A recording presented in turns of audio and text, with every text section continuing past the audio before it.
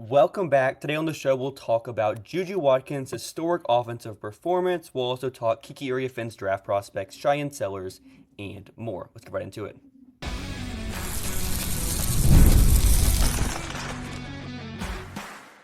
You are Locked On Women's Basketball, your daily podcast on women's basketball. Part of the Locked On Podcast Network, your team every day. Welcome. You are Locked On Women's Basketball. Thanks for making us your first listen every day. We are free and available wherever you listen to podcasts and on YouTube.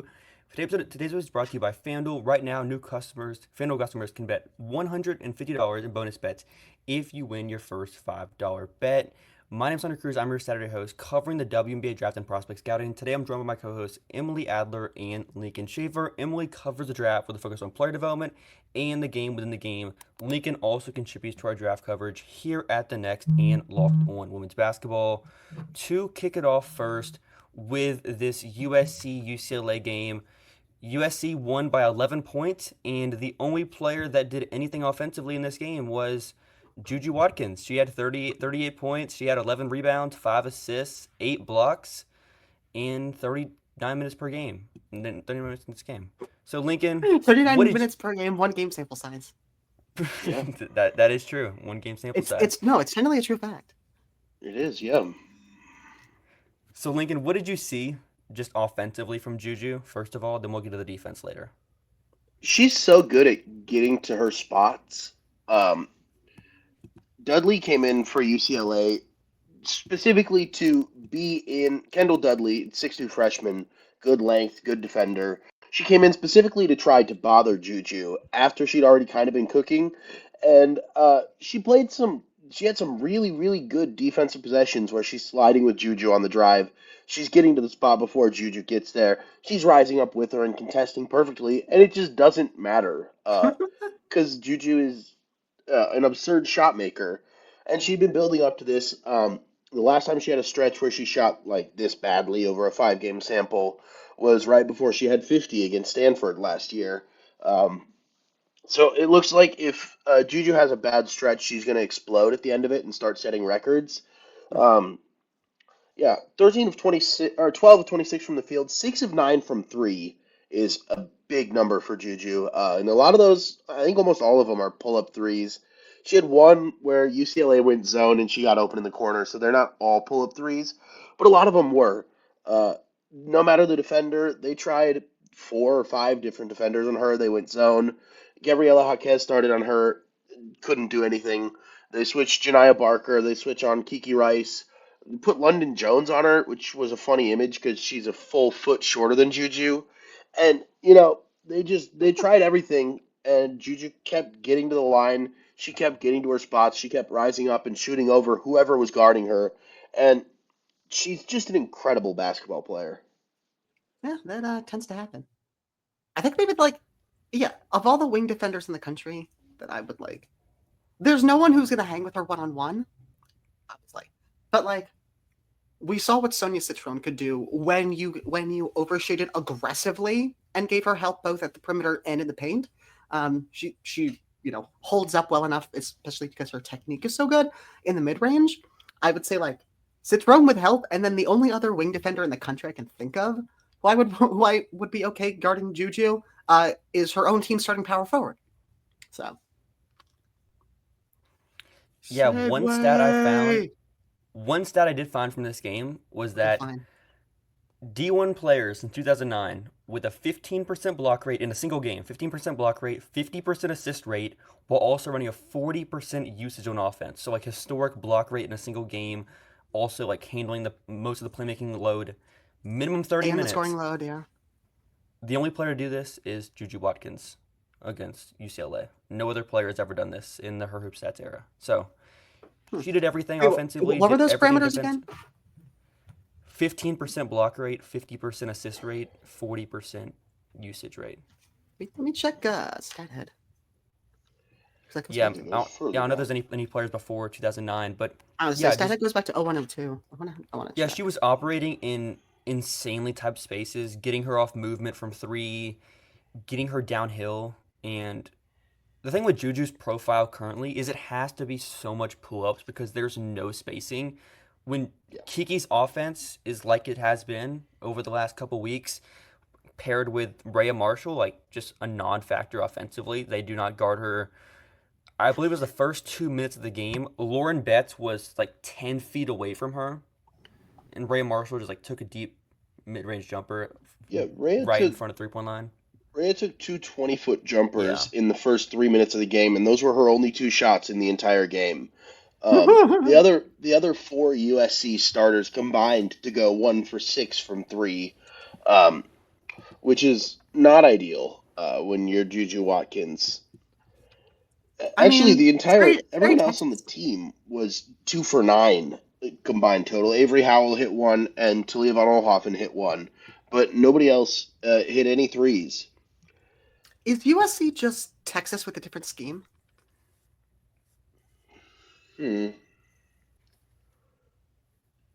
It's like it's Texas, but if you flipped it so the guards can score and the bigs can't defend. With Texas, the bigs can't score and the guards can't defend. Yeah, and the guards can defend and can't score. So the USC's just flipped there because the bigs can defend but they can't score, and the guards can score. But this is really convoluted. It's basically just like mediocre talent around your. Can the Texas bigs score other than Taylor Jones? Sometimes Kyla Oldacre will put the ball in the hoop. Yeah, after her own third offensive rebound. Hey, she still scored. Aaliyah Moore's had a couple big games this year. Yeah, that's fair. But with Kiki Iriafen in this game, she started 1 of 1 and missed her next 10 shots. Like, not even kidding there in this game. Is that bad? Not good when all of them are 2s. Oh, that's so Lincoln. Were they at least really close shots so she could get her own offensive board? Oh wait, she's not a vertical athlete. She got a couple on her own offensive boards. But Lincoln is tough. What'd you take away from this game with Kiki and just like her prospects in general? Maybe Cam Brink is way better than we all thought, even. I pulled those on-off numbers, and they're insane. Every single Cam Brink Stanford season, she has the most absurd defensive statistical profile that you can possibly imagine. The on-offs are out of this world. I think she was like second or third in RAPM her freshman year or something. Yeah, and they won a national championship with Anna Wilson as the starting point guard. Like, Anna Wilson stole that Pac-12 Defensive Player of the Year from Cam Brink, by the way. I'm sorry to say that, but Kiki struggles when she's paired with 5 that can't space, because she does her best work when you kind of clear out a side and just let her go to work, and she doesn't have a ton of help coming. But with this USC team, like, Clarice Akinwafo isn't an offensive threat. Rhea Marshall isn't scaring anyone with the ball in her hands. Well, and she's scaring her own teammates and fans. I mean, yeah. Kiki has shown that she is not a 5 defensively. That's not something that she can really do. So it just puts her in a really tough spot. We've talked about it before, but going from all of the structure and the like building blocks that are the Stanford Princeton system to this where they're calling like maybe 3 sets a quarter is a really big difference. And it looks like she's still kind of trying to adjust to that. And I also don't think her counters are great offensively as a scorer. Like, I calculated some of the numbers. I watched all of her rim attempts in the half court, and significantly better with her right hand than her left hand. She tends to, on the left side, she's trying to get to her right, going like the inside hand finishes. And I don't think she has like the most like the deepest bag of moves she can get to in the post. And the explosiveness and the separation she's creating against these high level teams just hasn't really been there. Like, she's a good athlete, yes, but she doesn't like stand out in that way that you would think she should athletically. Yeah, I mean, I think in terms of the issue with counters, I think we saw I didn't have much concern about that at Stanford just because given her entry points, and given the way that she was able to read from there, it's basically like it's the difference between a pre-snap and a post-snap read in football. Mhm. In that, she's basically making pre-snap reads at the elbow about whether to drive into the post or to, maybe jab and hit the pull-up midi. And that's fine when you have that entry point and when you can work from that. But it's those post-snap reads. It's getting into the post and determining sort of how to finish along there that are the issues for her. Reading help defenders, stuff like that. Yeah. Which, again, is fine if you're in the right system and there's gravity around you that you don't have to deal with it in sort of intense ways. But that's not the situation here. Yeah, so much stuff at Stanford is like prescribed reads and like if you catch here and that defender's there, this is what you do. And that's just not the case in Lindsay Gottlieb's system right now. Well, that was the case in Stanford's system. The current case in Stanford's system is jack that shit up. Nunu Agara, please save us. Nunu Agara, please save us. Brooke Debater, can you hit 10 threes? So let's get to our first ad break, then talk about Juste Jocyte, Lithuanian guard, 19 years old. She will now be in this year's draft. We'll talk about her draft stock and more. Woo! NBA fans, get ready. With thanks to Dash Pass, every time a player drops 50 or more points in a game, you score a huge deal the next day. It's simple. When a player scores 50 or more points in a game during the 24-25 NBA regular season, Dash Pass members get 50% off an order, up to $10 off the next day from noon to midnight. Here are a few ways you can take advantage of this deal. With Game Day Feast, after an epic 50 game performance, celebrate by ordering wings, pizza, or burgers from your favorite spot delivered straight to your door. You can also fuel your watch party with order on the go. You can order snacks at a discount and meals and get ready for more high scoring action. Sign up for Dash Pass and be ready to save when a player scores $50 or more in a game. Dash Pass members get $50 off in order the next day, up to $10 off. Just use promo code NBA50 for up to $10 off. That's NBA50 at Dash Pass. All right, to kick off segment 2, Juste Jocyte is a 19-year-old Lithuanian guard. She is 6'1", 6'2"-ish. Truly one of the best teenage basketball players of all time. Like the profile, multiple MVPs at the U18. Yeah, it's not particularly close. Yeah, like playing up from age 15 to playing 18-year-olds, 20-year-olds, dominating. She has like the most unique situation as far as draft eligibility. Born in the U.S., her dad played college basketball in Lincoln State of Nebraska, played in Nebraska.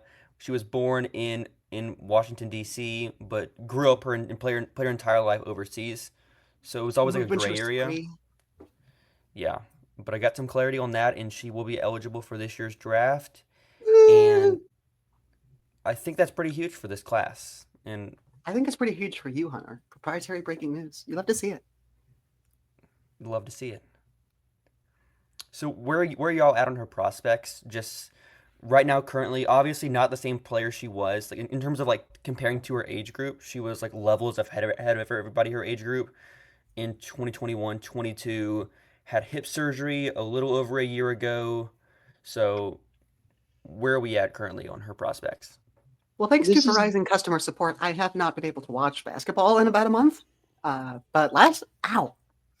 look at go. Yeah, she was the youngest player to ever appear in a EuroLeague women's game, the youngest player to debut in the top French basketball league. She did both of those things within a month of turning 14 years old. This after she played at age 13 in the Lithuanian Women's Basketball League. She scored 20 points in her first game as a 13-year-old in a professional league, which is just absurd. First of all, that is crazy. I was like, the idea she of was a playing 13-year-old DeWanna Bonner at playing 14. yeah. What were you doing? I was reading books. I was mostly reading books. I had dysphoria. And she's one of the best pick and roll playmakers in the world. Kind of. like the reads that she can make off the dribble are really impressive. She controls the pace really well. She gets to her spots and has the ability to make a lot of those shots that are like off the dribble, getting to the rim, getting to the mid range, and rising up. She's got great size for a ball handler, and she's just a really in control basketball player. Yeah, I mean, I don't know if there's much to say about her that I haven't said before. I mean, just really really good at hoop. I think for us the question is just what's the upside here. I think the floor is obviously super high. We're talking about a 19-year-old who is one of the flat out best players in the French league, and I think there are separate questions of like, are we talking about like her defense becoming even passable because it's really bad, or are we talking about maybe adding more of a pull-up three game? Are we talking about getting a little faster, She's making pull-up getting a little threes. smoother I on, think getting a little smoother getting to the rim? Sorry, what? She's been making some pull-up threes. She had like She's making couple- some. It is nice to have these flashes. I'm just like, I'm not saying that I'm projecting her not to. I'm just saying this is sort of the directions we go in here with this profile, just given it's been, I mean, basically like even like a year before the hip injury, there hadn't been a whole lot of skill development, which again is fine because she's already that good. But if we're talking about, upside, where do you go in the draft? What grade are we putting on her? I think that becomes important. The dev arc here is Yeah. pretty flat. Do we think she is a one, or do we think she's more of like a scoring guard? Do we think she's the playmaking combo guard? I definitely don't think that, like athletically and in terms of, the ability to sort of get open on her own and lead, I definitely don't think she's a pure one. I would much rather have her basically the three. It doesn't really matter who you call your handler. I would much rather have her on the wing as a secondary playmaker. For sure. Yeah, that's what I was thinking too, is she's more of a secondary ball handler than a primary ball handler. Positional distinctions are stupid, confusing. It's not that she's not an excellent playmaker like we talked about before. It's just I think her athletic limitations at this point limit how much you can open the offense just out of giving her the ball.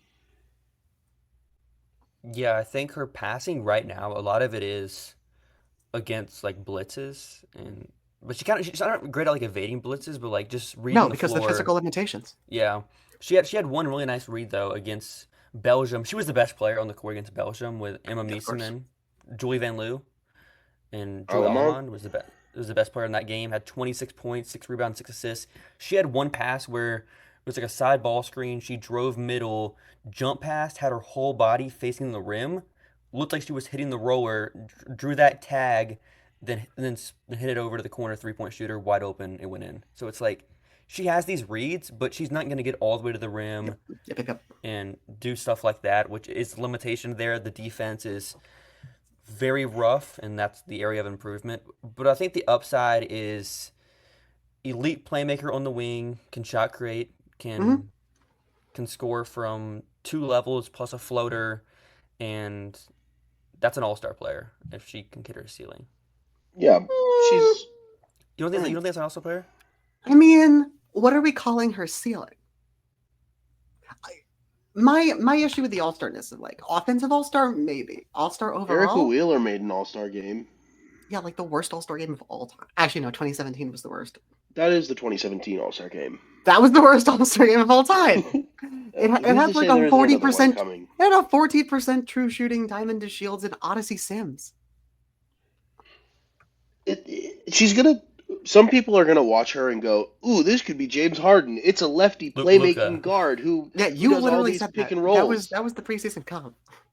I mean, it's more Ricky Rubio than James Harden, but it is a very fun Isn't playmaking guard. I think so. I mean, that would be the upside, but that's like crazy upside. I mean, maybe international Ricky Rubio. Rick Rubio is very fun. That's a Richard- good basketball player. No, like I think he 6 is too. we've I said think of that 6'7" archetype Ricky as being Rubio. different. I usually don't think of Richard Rubio as like a wing scorer. Yeah, I don't think he is Like I really th- a wing scorer. Yeah, I think the way we're talking about her playmaking is overshadowing how insane she is as a mid-range shooter. That's fair. Yeah. Like, she's one of the best in the world. So she's James Harden. That's great. Yeah, no, the preseason. OKC James Harden. Yeah. Okay, whatever. Where do we have a rank? We'll come up with a for her? better We comment talked sometime. about her like as a great prospect. Where would she rank for you right now in this class? 6th, 7th. Yeah. I have a 5 on her. Top 7 or 8. I think I might have her 4. I was going to say I'd be surprised if you weren't higher than us. Well, I think there's a. Where are we at on Dom? Do you think Dom's in that group as well, or in that 4 to? I mean, her dev arc is so important that the fact that I haven't watched again in like a month and a half kind of means I can't really like do anything with that. I need to watch to have an updated idea of her arc. But last time I watched, it was sort of it was like a soft 5, hard 45, and I had her like basically literally right behind Bear. I would have put Jocyte. They are teammates. Thank you, Lincoln. Yeah. Very That's cool. I'm at the point insightful comment of the day. with Kiki's lack of really any development as as a scorer offensively, the counters, the shooting, it's almost like just a massive jumble of like 5s around that 4 to 8 range with Sivka, Pow Pow, Citron, etc. A lot of different players in that group. This class. I very easily have Citron, Pow Pow, Sivka higher than Kiki, Dom, Jocyte. Like, those are 3 players who could be the 5th best player in a championship team tomorrow. Yeah. What a weird combination of upside bets and like just like star in their role players this draft has. 2014 draft. Isn't that what you said the last time? Or was it 2014, right? Uh-huh. Yeah, that was a solid one. So let's do our final ad break, then talk about Cheyenne Sellers, who had a pretty big game for Maryland. When the game tips off, the NBA action is just getting started, and there's no better place to get on the action than FanDuel, America's #1 sportsbook. With FanDuel, you can place live bets throughout the game, so even if you miss the opening tip-off or want to bet on a fourth quarter comeback, you can stay in the action. And if you're looking for a bigger payout, you can even combine your live bets into the same game parlay. Right now, new customers can get $150 in bonus bets if your first $5 bet wins. Just visit FanDuel.com to join today. That's FanDuel.com for a shot at $150 in bonus bets. Make every moment more with FanDuel, the official sportsbook betting partner of the NBA.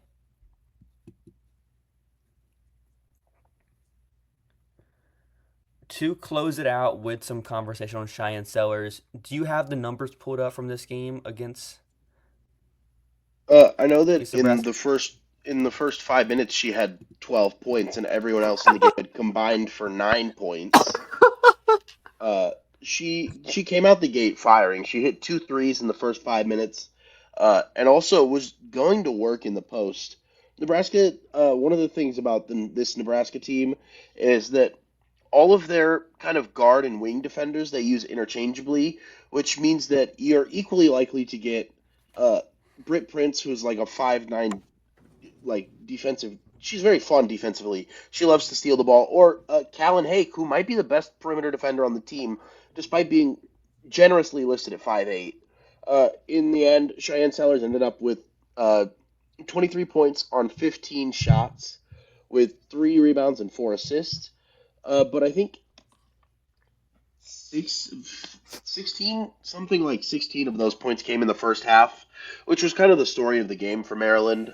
They shot 70% from 3 in the first 22 minutes and 0 for 5 over the last 18 minutes, which is never going to be a formula that really gets you over the top. But yeah, Cheyenne Sellers putting smaller defenders under the basket, hitting threes off the catch and off movement was huge. Those were the only 2 threes that she made in that game. But they were fun, and they were in the first 5 minutes.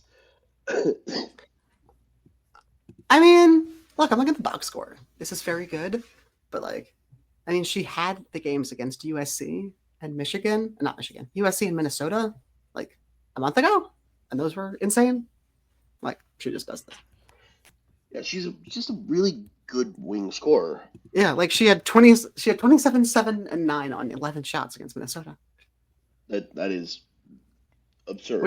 Which I think was the last game I watched before my internet went out. She is at 45.5% on catch and shoot threes, but she has taken 1.4 per game. So just such low volume. I don't More than get it. nothing. I don't I mean, get why she I mean, doesn't part take of that is threes. Maryland doesn't have other creators. Yeah. Brie McDaniel could score for herself. Kayleen Schmeichel will score for herself. She'll She's gonna shoot him. She'll get some She's gonna Go get and those shoot 'em. shots up. She ain't gonna pass him. That's about it, right? I mean, Sarah Tibiatsu isn't creating anything. She's just sort of Yeah. there. Yeah. Got Poff out there spotting out. Remember, like 3 Yeah. years ago when Poff was like an exciting young player? Mia McLean and Amari DeBerry are just like fully out of the rotation now too for Maryland, which is tough Speaking for of them. former Huskies, Yeah. They have like 3 of them, don't they? yes, Yeah. they do. All from like the same class. Just all the leftovers. hmm Just yeah. This Maryland team is Fun. interesting. I wish we had a healthy Brie McDaniel season. Yeah. She was so good. Yeah. She Literally their was second really best good. player. Well, third best. She might have been their second best player for the first month of the season. Yeah. Emily Fisher actually caught my eye a little bit. Sophomore guard coming off the bench. She's playing some defense. Yeah, I mean everyone's a guard. Everyone except Dulcie is a guard in that system. Yeah, she's playing some defense. She's spotting up. She's making things happen, doing interesting things, and she's getting a lot more minutes now that they are shorter on the bench. They have Yeah. less depth. Sure. Where are y'all at on Shy in this class and where she would kind of fall currently? I mean, I did the article about risers and fallers. I think we had collectively bumped her to a 45.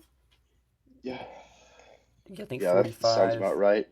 Somewhere in the like 8 to 10 range, probably. Do you have her ahead of Sinai Rivers? No, I'd have to think about that. I don't. I would think have to so off watch the top more of my head. basketball and think about it. Yeah, Where's my I article? off the top of my head, I don't think that I would, but it'd be closer than I was before the season. Wait, is it listed under your name? Her floor is significantly higher than Yes. Sinaya's. And Yeah, I'm not sure the ceiling is realistic for Sanaya if just the jumper and the offensive profile in general, but yeah, What? there's Where's a the number of interesting wings in this class, and I think that's a strong suit for this class. You know, just add complementary players. Cheyenne Sellers could come in probably from day one and give you some impact, just as for a sure. bench. Yeah, good Bench. microwave scorer off the bench. Slide down to Yeah. the wing, combo guard, maybe. Yeah, Why is this listed as being by the next? Anyways, thanks. Whatever, for we had Middle hers to Upland 45. basketball. Sorry. We had a 45 on her.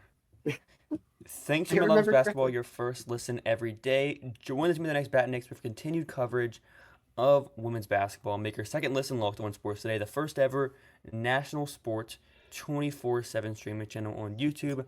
Have a great rest of your weekend, everyone.